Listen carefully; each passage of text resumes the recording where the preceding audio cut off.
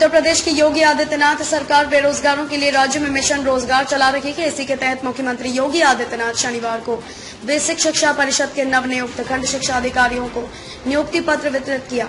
लखनऊ के लोक भवन में आयोजित कार्यक्रम को संबोधित करते हुए कहा कि 4 वर्ष के इस कार्यकाल के दौरान प्रदेश में 4 लाख युवाओं को सरकारी नौकरी देने में सफल हुए हैं। उन्होंने चयनित अभ्यर्थियों को बधाई देते हुए सीएम योगी ने कहा कि प्रदेश के युवाओं को पारदर्शी और शुचितापूर्ण तरीके से नियुक्ति पत्र देकर उनकी प्रतिभा और ऊर्जा का लाभ प्रदेश के विकास के लिए ले पाने में सफल हो रहे हैं।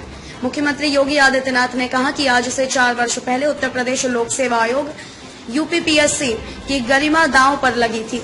जाति, क्षेत्र, मत और मजहब देखकर नियुक्तियां दी जाती थी। धनबल और बाहुबल का भरपूर दुरुपयोग होता था। उन स्थितियों में पारदर्शिता और शुचिता कपोल कल्पना मात्र थी, लेकिन आज सभी चयन आयोग से पारदर्शी तरीके से अभ्यर्थियों का चयन हो रहा है।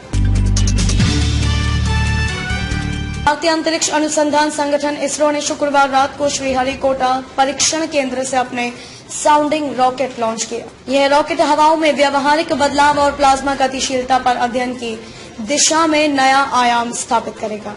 इसरो ने शुक्रवार रात अपने आधिकारिक अकाउंट पर ट्वीट करते हुए इसकी जानकारी दी।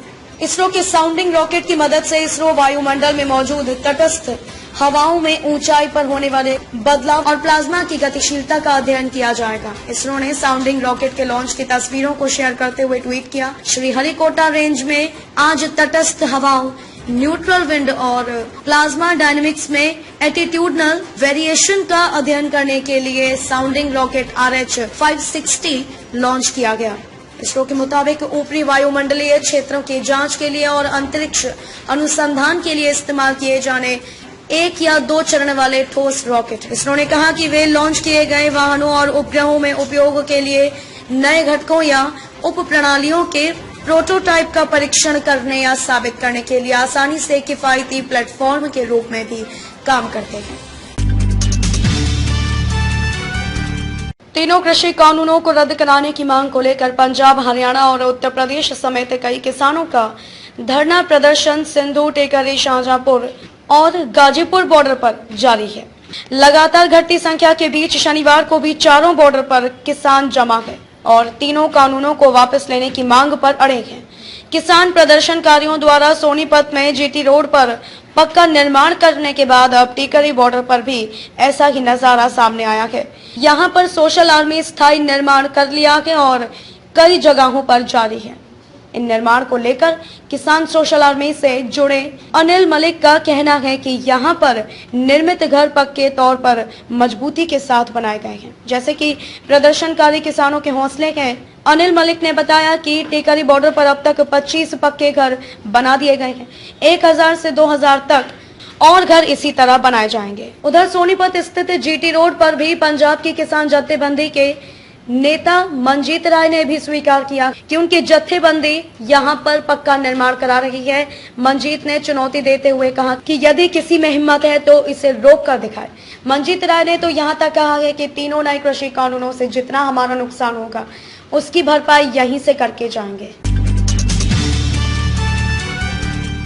आप कोरोना टीका लगवाना चाहते हैं और आपको अपने पास के केंद्र की जानकारी चाहिए तो गूगल अपने सर्च मैप और गूगल असिस्टेंट के जरिए आपको लोकेशन बताएगा। गूगल की ओर से बताया गया कि लोगों की मदद के लिए वह जल्द ही यह सेवा शुरू करेगा। गूगल ने ब्लॉग स्पॉट में कहा कि उनकी टीम कोरोना टीका से संबंधित लोगों के सवाल का तत्काल और सटीक जवाब देने के लिए काम कर रही है। गूगल ने कहा कि यह स्वास्थ्य एवं परिवार कल्याण मंत्रालय और बिल एवं मेलिंडा गेट्स फाउंडेशन के साथ गलत सूचनाओं को पकड़ने और सही सूचना लोगों तक पहुंचाने के लिए साथ काम कर चुकी है। पहले चरण के टीकाकरण के बाद ही गूगल ने गूगल सर्च में नॉलेज पैनल की शुरुआत की, जिसमें कोविड से संबंधित सवालों के जवाब थे। इसकी शुरुआत लोगों को सही सूचना देकर मदद करने के इरादे से की गई थी। इसके तहत 2 वैक्सीन के बारे में पूरी जानकारी, इसके प्रभाव, सुरक्षा, वितरण, कुप्रभाव के बारे में अंग्रेजी, हिंदी सहित 8 भाषाओं में उपलब्ध है।